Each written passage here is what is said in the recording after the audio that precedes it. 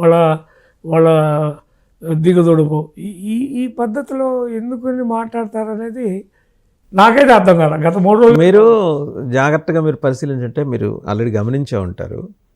వీళ్ళు ప్లీనరీలో మాట్లాడడానికి ముందరే నాదెళ్ల మనోహర్ గారు ప్లీనరీ ఏర్పాట్లకు వచ్చినప్పుడు చెప్పారు ఆయన, ఏది ఈరోజు ముఖ్యమంత్రిగా చంద్రబాబు నాయుడు గారు కుర్చీలో కూర్చున్నారంటే అది మా వల్లే అని అన్నారు.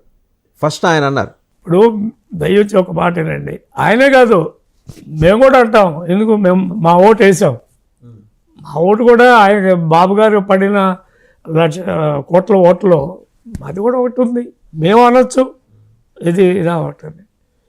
నేను చెప్పేది ఏంటి, తర్వాత ఏదో కొత్తగా తెలుగుదేశం వాళ్ళు ఈ సీట్ కలలేదు, మేము ప్రజారాజ్యంలోకి వచ్చేది. అసలు ఎవరు నువ్వు నాగబాబు? మనోహర్ గారు సీనియర్ ఫెలోస్.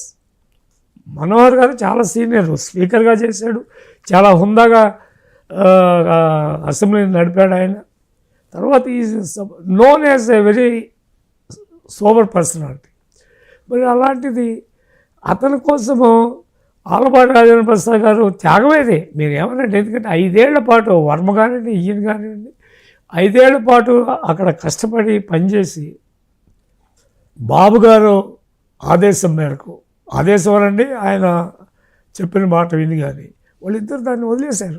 అంటే వాళ్ళు పని చేయలేదా? They did very great work there.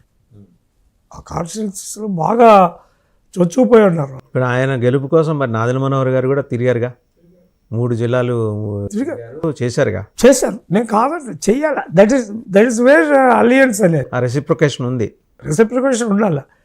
కానీ ఈ విధమైన మాటలు మనం చూస్తున్నాం. మహాభారతం ఎందుకైంది?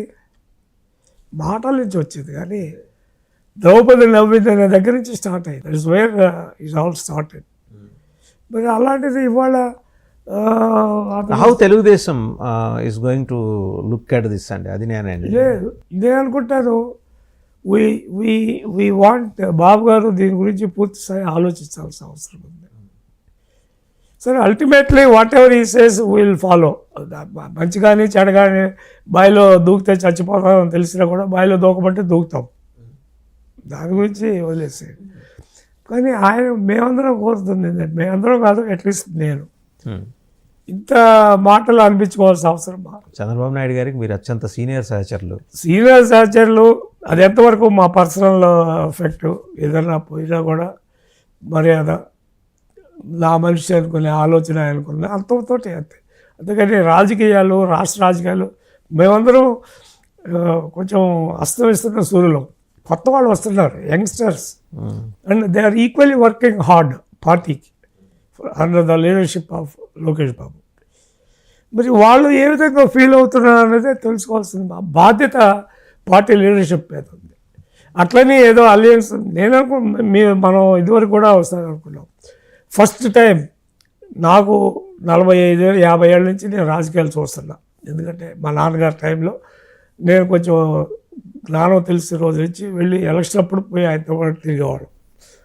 అలియన్స్ పార్టీసు అప్పుడు ఉన్నాయి, చిన్న అలియన్స్ పార్టీసు ఇంత 100% ఓట్ ట్రాన్స్ఫర్ అయింది అనేది ఫస్ట్ టైం నేను చూసాను. ఫస్ట్ టైం, అది వాస్తవేనండి. ఒకటి. రెండోది, వాపును చూసి అదేదో శక్తి లేకపోతే నా కండలు చూడండి ఎలాగా తిరుగుతున్నాయని నాగబాబు లాంటి వాళ్ళు కనుక అనుకుంటే అది చాలా హాస్యాస్పదం.